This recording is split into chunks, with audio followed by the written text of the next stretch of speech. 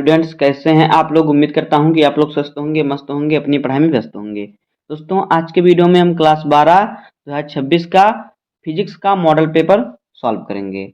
आज के वीडियो में भौतिक विज्ञान 2026 का मॉडल पेपर सॉल्व करेंगे जो कि क्लास 12 यूपी बोर्ड के लिए है। तो वीडियो में लास्ट तक बने रहिएगा। आज का वीडियो के लिए मोस्ट इंपॉर्टेंट, अगर आप वीडियो पर नए हैं तो वीडियो को लाइक कर दीजिए, चैनल पर नए सब्सक्राइब कर दीजिए, बेल आइकन को प्रेस कर दीजिए, क्योंकि बोर्ड एग्जाम के हर इंपॉर्टेंट टॉपिक का वीडियो आपको इस चैनल पर डेली मिलता रहेगा। तो आज की वीडियो में हम पेपर को सॉल्व करेंगे। तो ये वीडियो को स्टार्ट करते हैं। देखिए समय हमारा होता है 3 घंटे 15 मिनट का और पूर्णांक हमारा होता है 70 नंबर का। पेपर कोड हमारा है 346 इंटू FW। अब देखिए हमें नोट में क्या दिया हुआ है। देखिए नोट में दिया है कि प्रारंभ के 15 मिनट परीक्षार्थियों को प्रश्न पत्र पढ़ने के लिए निर्धारित हैं। निर्देश में दिया है कि सभी प्रश्न अनिवार्य हैं। दूसरा निर्देश है इस प्रश्न पत्र में 5 खंड हैं, खंड आ, खंड बा, खंड सा, खंड दा तथा खंड या।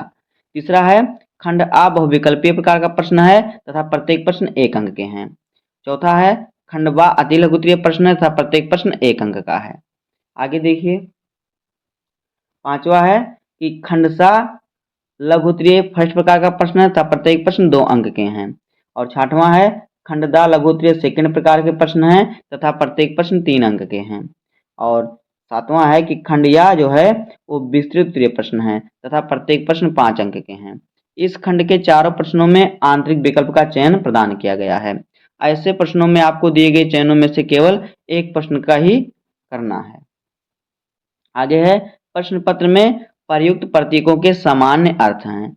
अब देखिए आ गया खंड आ, तो खंड आ में हमारा क्या है बहुविकल्पीय प्रश्न है। तो देखिए पहला क्वेश्चन क्या है, कह रहा है पहले का कि चुंबकीय क्षेत्र का मात्रक होता है। पहला ऑप्शन है newton metre into metre into ampere. उसका दूसरा है newton metre square into ampere square. तीसरा है newton metre square into ampere. और फिर चौथा है न्यूटन मीटर एम्पियर स्क्वायर। तो इसका सही ऑप्शन जो हो जाएगा न्यूटन मीटर स्क्वायर एम्पियर। तो यहाँ पे ऑप्शन नंबर तीसरा सही हो जाएगा। उसका देखिए खा वाला क्वेश्चन है, कह रहा है कि यदि नाभिक 13L 27 की त्रिज्या 3.6 फर्मी हो तब नाभिक 52 TE 125 की त्रिज्या है। पहला ऑप्शन है 8 फर्मी, दूसरा ऑप्शन है 6 फर्मी, तीसरा ऑप्शन है 5 फर्मी और चौथा ऑप्शन है 4 फर्मी। तो देखिए इसका सही उत्तर हो जाएगा 8 फर्मी। तो यहाँ पे ऑप्शन नंबर हमारा पहला सही हो जाएगा। गवाला की आइंस्टीन के प्रकाश वैद्युत समीकरण में निम्नलिखित किस संरक्षण के नियम का पालन होता है। पहला है आवेश, दूसरा है द्रव्यमान, तीसरा है संवेग और चौथा है ऊर्जा। तो ऊर्जा संरक्षण का नियम का पालन होता है। तो यहाँ पे ऑप्शन नंबर चौथा सही हो जाएगा। उसके बाद आगे देखिए, आगे रूट में LC का मात्रक, जहां L जो है प्रेरकत्व है और C जो है धारिता है। पहला ऑप्शन है हर्ट्ज, दूसरा ऑप्शन है हेनरी, तीसरा ऑप्शन है फैराड गुणे हेनरी और चौथा ऑप्शन सेकेंड। तो यहाँ पे इसका मात्रक हो जाएगा सेकेंड। तो यहाँ पे ऑप्शन नंबर चौथा सही हो जाएगा। उसके बाद देखिए अगला है कि दी गई नाभिक प्रक्रिया में W कण है 2He4 प्लस ZXA मेरा क्या बन रहा है Z प्लस 2X के power A plus 3 plus W। तो ए ऑप्शन यहाँ पे न्यूट्रॉन दे रहा है, बी ऑप्शन प्रोटॉन, तीसरा ऑप्शन इलेक्ट्रॉन और चौथा ऑप्शन पॉजिट्रॉन। तो देखिए इसका सही ऑप्शन हो जाएगा न्यूट्रॉन। तो यहाँ पे ऑप्शन नंबर पहला सही होगा।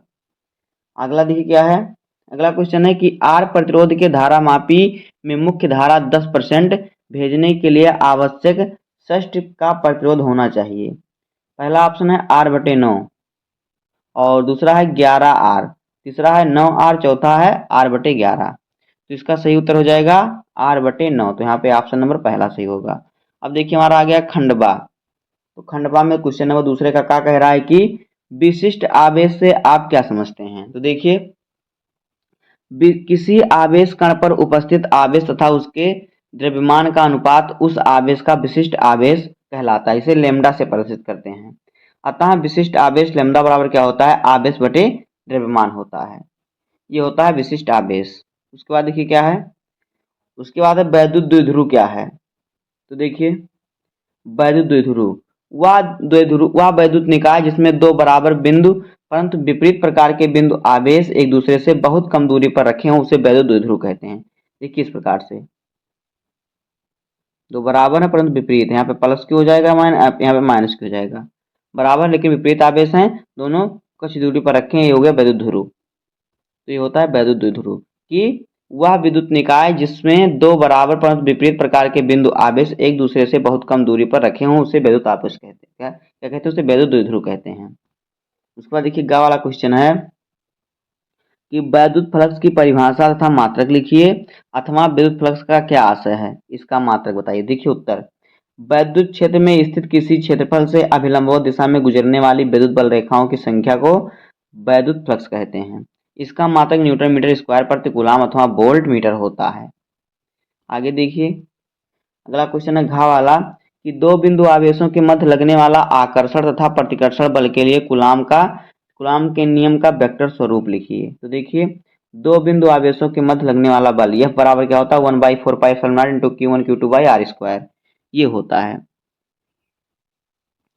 आगे देखिए जहां पर Q1 व Q2 परस्पर r दूरी पर स्थित बिंदु आवेश हैं, F जो है ये है इनके बीच वैद्युत बल, और जो K है यहाँ पे यह है इसका परावैद्युतांक में, जिसमें क्या होता है ये K क्या है परावैद्युतांक जिसमें रखा गया है, और फिर जिसमें विद्युत आवेश स्थित है ये है परावैद्युतांक। जो ε0 यहाँ पे है वो है वायु निर्वात में वैद्युतशीलता, और Q1 Q2 क्या है आवेश है, r इनके बीच की दूरी। आगे देखिए अगला क्वेश्चन है कि वैद्युत स्थैतिकी क्षेत्र वेक्टर E बराबर 2I प्लस 4J प्लस 7 के में रखने पर S वेक्टर 10J से होकर कितना फ्लक्स बाहर आएगा। तो देखिए वैद्युत फ्लक्स का सूत्र क्या होता है फाई E बराबर E इंटू एस, यहाँ पे हो जाएगा। तो दोनों का मान रख देंगे, हम दोनों का गुणा कर देंगे तो फाई E बराबर हो जाएगा 2I प्लस 4J प्लस 7 के। उसके बाद रखेंगे यहाँ पे, देखिए यहाँ पे हमें सिर्फ 10J दिया है, तो यहाँ पे I का मान 0 है और J का मान 10 है, K का मान 0 है। तो यहाँ पे देखिए जब हमारा 2I का गुणा होगा 0I से तो यहाँ पे 0 हो जाएगा। उसके बाद 4J का गुणा होगा 10 में तो यहाँ पे 10 और 4 40J हो जाएगा, और फिर 7K का गुणा होगा 0K में तो 0 हो जाएगा। यानी कितना बचा, अगर हम तीनों को जोड़ेंगे तो हमारा 40 आएगा, यानी इकाई इसकी 40 होगी। अब देखिए आ गया खंडसा। तो खंडसा क्या कह रहा है, देखिए कह रहा है कि समविभव पृष्ठ को परिभाषित कीजिए, इसकी दो विशेषताओं का उल्लेख कीजिए। अथवा समविभव पृष्ठ से क्या तात्पर्य है, अथवा समविभव पृष्ठ की परिभाषा लिखिए, अथवा समविभव पृष्ठ की विशेषताएं क्या हैं। तो देखिए इसका उत्तर लिखते हैं हम। देखिए समविभव पृष्ठ किसी विद्युत क्षेत्र में स्थित कोई ऐसा पृष्ठ जिस पर स्थित सभी बिंदु पर विभव समान हो उसे समविभव पृष्ठ कहते हैं। यहाँ पे विद्युत क्षेत्र हमारा है, यहाँ पे कोई बिंदु स्थित है तो इसके हर एक पृष्ठ पर विद्युत क्षेत्र क्या हो समान हो, इसे कहते हैं समान, क्या विभव जो हो इसके हर एक जगह विभव क्या हो समान हो हर बिंदु पर, तो इसे कहते हैं समविभव पृष्ठ। विशेषताएं देखिए इसके क्या होती है। नंबर 1, किसी आवेश को समविभव पृष्ठ के एक बिंदु से दूसरे बिंदु तक ले जाने में किया गया कार्य शून्य होता है। दूसरा है समविभव पृष्ठ के समीप विद्युत क्षेत्र की दिशा समविभव पृष्ठ की क्या होती है लंबवत होती है। खाला देखिए क्वेश्चन क्या है, कह रहा है कि 1 सेंटीमीटर त्रिज्या के गोले को 1 कूलाम आवेश देने पर गोले के पृष्ठ पर उत्पन्न विभव की गणना कीजिए। तो देखिए गोले के पृष्ठ पर उत्पन्न विभव भी बराबर सूत्र क्या होता है Q बाई 4πε0 इंटू R, ये होता है सूत्र। तो यहाँ पे देखिए आवेश कितना दिया है 1 कूलाम दिया है, और 1/4πε0 का मान कितना होता है 9 × 10 के पावर 9 होता है, तुमने यहाँ पे रख दिया। और फिर R जो दूरी कितना दिया है, दूरी दिया हुआ यहाँ पे देखिए कितना दिया हुआ है, दूरी दिया हुआ है 1 सेंटीमीटर। सेंटीमीटर को हम बदलेंगे मीटर में तो हमारा यहाँ पे हो जाएगा 10 के पावर -2 मीटर, इसलिए हमने यहाँ पे रखा 10 के पावर -2 मीटर। तो यहाँ पे हमारा कितना आ गया, यहाँ पे हो जाएगा 9 गुणे 10 के पावर 9 गुणे 10 के पावर 2, ये हो जाएगा। अब देखिए 2 और 9 हो जाएगा 11, तो 9 गुणे 10 के पावर 11, ये हो जाएगा वोल्ट, ये हो जाएगा आंसर। तो यहाँ पे हमारा देखिए आंसर कितना आया 9 गुणे 10 के पावर 11। अगला क्वेश्चन देखिए क्या है, गा वाला क्वेश्चन है विभव प्रवणता को परिभाषित कीजिए। तो देखिए विभव प्रवणता किसी विद्युत क्षेत्र में दूरी के सापेक्ष विभव परिवर्तन की ऋणात्मक दर को विभव प्रवणता कहते हैं, इतना लिखना है। घा वाला क्वेश्चन है विभव प्रवणता तथा विद्युत क्षेत्र की तीव्रता में संबंध बताइए। तो देखिए विद्युत क्षेत्र की तीव्रता E बराबर -ΔV/ΔR ये होता है, तो ΔX होता है। दूरी के साथ विभव परिवर्तन की दर को ही विभव प्रवणता कहते हैं। ये होता है विद्युत क्षेत्र और होता है विभव प्रवणता, तो दोनों में ही संबंध है। आगे देखिए, अतः वैद्युत क्षेत्र की तीव्रता विभव प्रवणता के ऋणात्मक मान के बराबर होती है। अगर हम विभव प्रवणता में माइनस लगा दें तो क्या होती है, विद्युत क्षेत्र के बराबर हो जाएगा। अब आगे हमारा खंडदा। तो देखिए प्रश्न संख्या 4 क्या कह रहा है, चौथे का कह रहा है वैद्युत द्विध्रुव के कारण अच्छी स्थिति में किसी बिंदु पर वैद्युत क्षेत्र की तीव्रता का सूत्र का निगमन कीजिए। अथवा करके दिया है वैद्युत द्विध्रुव से क्या तात्पर्य है, वैद्युत द्विध्रुव की अच्छी स्थिति में किसी भी बिंदु पर विद्युत क्षेत्र की तीव्रता विद्युत द्विध्रुव द्वारा विद्युत विभव का सूत्र स्थापित कीजिए। अथवा किसी विद्युत द्विध्रुव की अक्षीय रेखा पर स्थित किसी बिंदु पर द्विध्रुव के कारण उत्पन्न विद्युत विभव का व्यंजक ज्ञात कीजिए। तो यहाँ पे देखिए सभी में एक ही क्वेश्चन पूछा है कि अक्षीय स्थिति में विद्युत क्षेत्र की तीव्रता का सूत्र स्थापित करना है। तो देखिए इसको हमने अपने चैनल पर सबसे सरल तरीके से बताया, वहां से भी आप पढ़ सकते हैं और यहाँ भी आपको मैं बता दे रहा हूँ। देखिए अक्षीय या अनुदैर्ध्य स्थिति में वैद्युत द्विध्रुव के कारण विद्युत विभव का मान द्विध्रुव के क्यू आवेश माइनस क्यू तथा प्लस क्यू आवेश के कारण मिलाकर बना है। यहाँ पे देखिए जो द्विध्रुव है प्लस क्यू और माइनस क्यू आवेश मिलाकर बना है, यहाँ पे प्लस क्यू है और यहाँ पे माइनस क्यू है, तथा यह के परावर्तनांक वाले माध्यम में यहाँ पे रखा गया है। तो देखिए प्लस क्यू आवेश के कारण बिंदु पी पर विद्युत क्षेत्र की तीव्रता, प्लस क्यू हमारा कहाँ पर है, यहाँ पे है, और पी बिंदु यहाँ पर है। क्यू से पी की दूरी कितना है, आर है, सॉरी कितना है, हमें जो यहाँ में इसकी दूरी दिया नहीं है तो हमें यहाँ पे दिया है ओ से पी तक की दूरी कितना है, आर है। तो अगर हम प्लस क्यू से पी की दूरी ज्ञात करेंगे तो क्या करेंगे हम, देखिए आर में से यल घटा देंगे क्योंकि इनके बीच की दूरी यल होती है। तो क्या करेंगे हम आर में से यल घटाएंगे, तो यहाँ पे देखिए जब आर में से यल घटाया गया तो इतना निकल गया आर माइनस यल। अब माइनस क्यू के कारण जब हम ज्ञात करेंगे तो यहाँ पे देखिए क्या हो जाएगा, हमारा ओ से लेके पी तक हमारा कितना है, आर मीटर है, आर दूरी है। तो यहाँ पे हम क्या करेंगे एक यल इसमें जोड़ देंगे तो यहाँ से आ जाएगा हमारा, तो ये आर प्लस यल हो जाएगा। तो देखिए प्लस क्यू के कारण जब निकालेंगे तो हमारा होगा दूरी आर माइनस यल। तो देखिए प्लस क्यू आवेश के कारण बिंदु पी पर विद्युत विभव तो जाएगा V1 बराबर 1/4 पाई एप्सिलॉन नॉट इंटू के into Q by B P बराबर क्यू बाई बी पी मतलब बी से पी की दूरी, तो बी से पी की दूरी में आर माइनस एल निकाला है तो हो जाएगा 1/4 पाई एप्सिलॉन नॉट इंटू के into Q by R minus L, ये इनके बीच की दूरी है। उसके बाद हम माइनस क्यू के कारण निकालेंगे तो माइनस क्यू के कारण जब निकालेंगे तो हो जाएगा यहाँ पे आर प्लस एल, क्योंकि इनके बीच की दूरी कितनी होती है, एल होती है, और फिर ओ से पी तक की दूरी आर दिया है तो इतना हम जोड़ देंगे तो हमारा यहाँ तक आ जाएगा। तो देखिए क्या होगा, तथा माइनस आवेश के कारण बिंदु पी पर विद्युत विभव V2 बराबर की जगह -1/4 पाई नॉट के इंटू क्यू बाई एपी का मान कितना है, आर प्लस एल है। तो यहाँ पे हमारा हम रखेंगे एपी का मान V2 बराबर -1/4 पाई नॉट के into Q by R plus L. तो हमने आर प्लस एल क्यों रखा, क्योंकि उनकी दूरी आर प्लस एल है, क्योंकि जो है उसमें हम आर में एल जोड़ देंगे तो ये माइनस तक का हो जाएगा।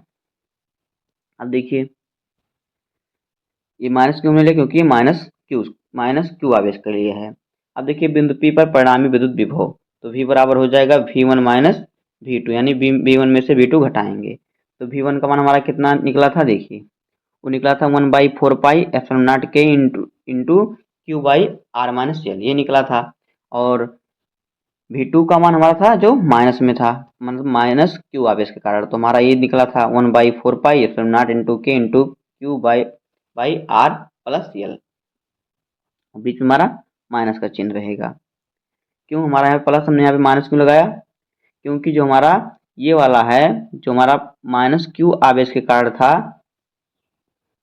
बिंदु पी पर विभव वो माइनस में था, सॉरी जो माइनस क्यू के कारण था, प्लस वाला तो प्लस था, लेकिन जो यहाँ पे देखिए चित्र में दिखा देता हूँ आपको, यहाँ पे देखिए यहाँ से यहाँ पर जो हमारा विभव था तो ये कितना था, माइनस में था, यहाँ पे देखिए अभी माइनस में आया है, यहाँ पे देखिए ये देखिए V2 का मान माइनस में आया, इसलिए यहाँ पे प्लस माइनस माइनस हो गया।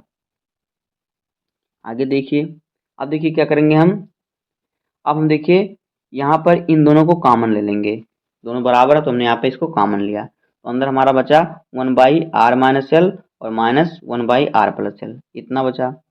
उसके बाद देखिए क्या हो जाएगा हमारा, फिर हमारा यहाँ पे हो जाएगा, देखिए इसका क्या करेंगे हम, इसका हम देखिए जो ए प्लस बी एक कोष्टक में और एक कोष्टक में ए माइनस बी, इस सूत्र पर इसको हम सॉल्व करेंगे तो हमारा हो जाएगा ए स्क्वायर माइनस बी स्क्वायर के सूत्र पे टूट जाएगा। तो यहाँ पे देखिए हमारा ये हो गया L square minus R square, ये हो गया। उसके बाद देखिए आगे यहाँ पे देखिए हमारा Q और फिर यहाँ पे 2L हो गया, Q इंटू 2L हो गया। Q की जो यहाँ पे देखिए इसका मान कितना हो जाएगा, जो 2L इंटू क्यू होता है ये वैद्युत द्विध्रुव आघूर्ण के बराबर होता है, P के बराबर होता है। तो यहाँ पे देखिए हो जाएगा हमारा, उसकी जगह हम P रखेंगे तो ये हमारा हो जाएगा 1/4πε0 के into P by R square minus L square, जहाँ पे देखिए पी बराबर क्या है 2QL होता है, इसलिए हमने यहाँ पे P रख दिया। आगे देखिए तो हमारा हो जाएगा, चूंकि जो यल है आर से क्या है बहुत छोटा है, तो यहाँ पे क्या हो जाएगा, जो यल है वो हट जाएगा, तो जो ये वाला यल है वो हट जाएगा और आर सिर्फ रहेगा, तो इसीलिए यहाँ पे बचेगा v बराबर 1/4πε0 into P by R square, ये हो जाएगा इसका सूत्र।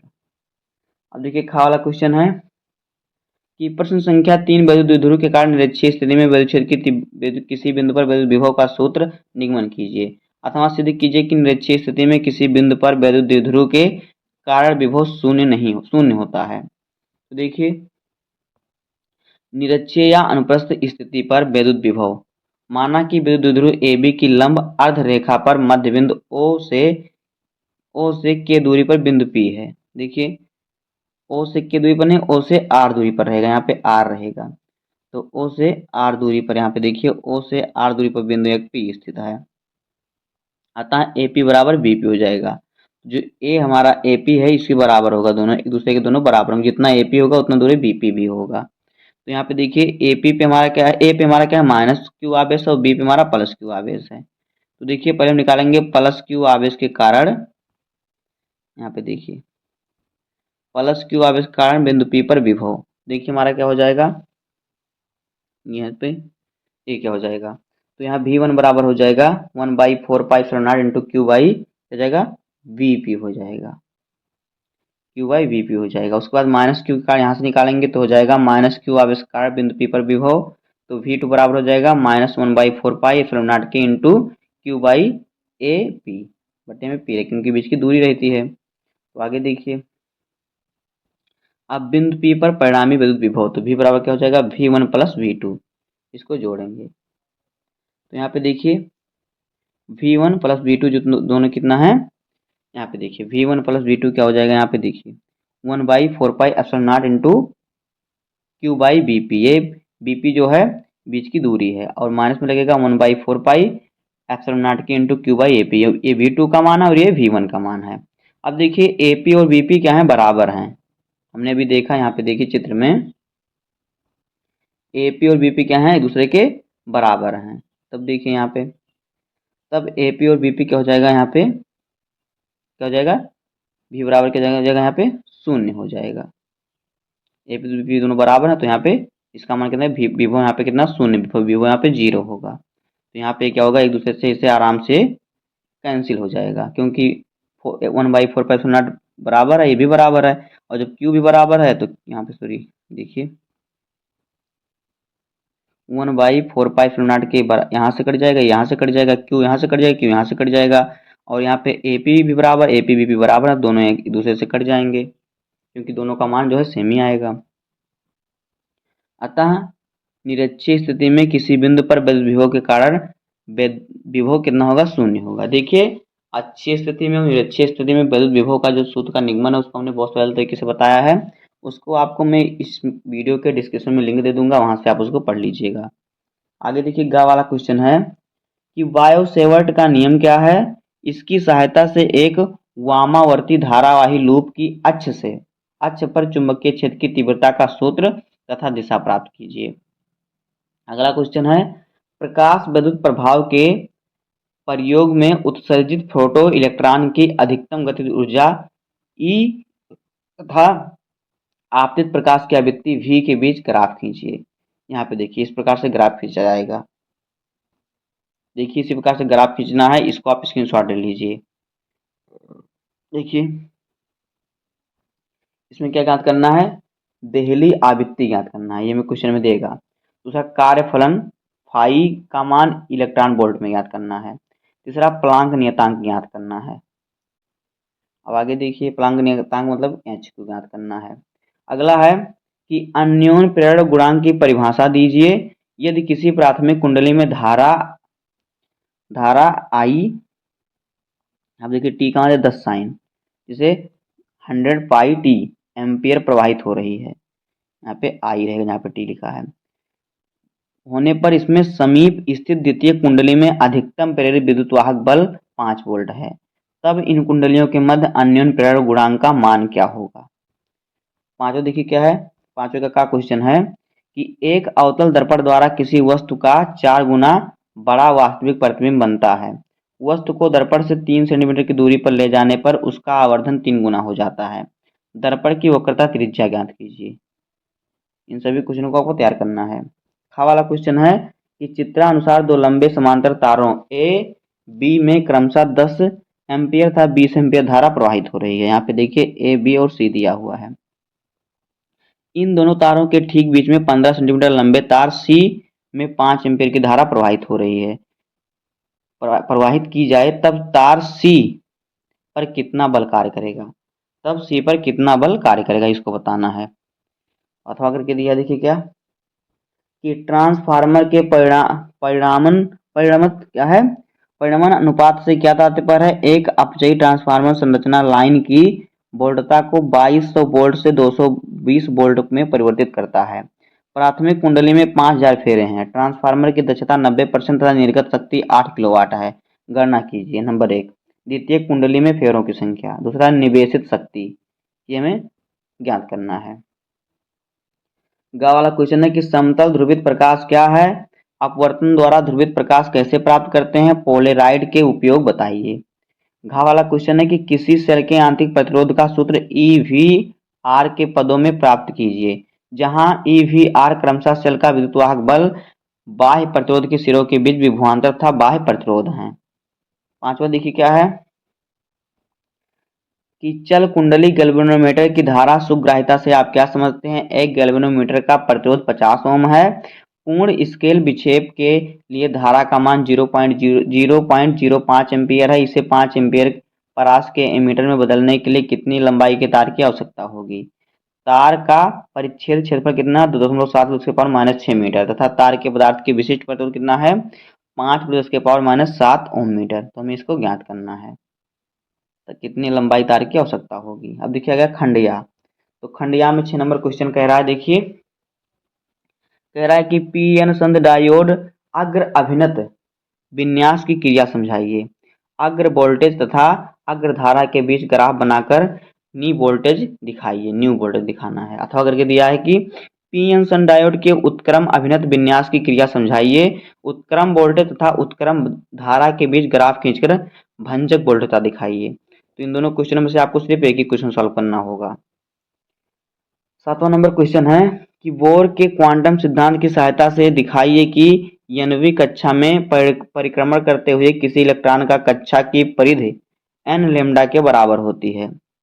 लैम्डा इलेक्ट्रॉन की डी ब्रोंगली तरंगदैर्ध्य है। हाइड्रोजन परमाणु में n बराबर 1 तथा n बराबर 3 ऊर्जा स्तरों के बीच उत्सर्जन तथा अवशोषण वक्र वर्णक्रम रेखा को प्रदर्शित कीजिए।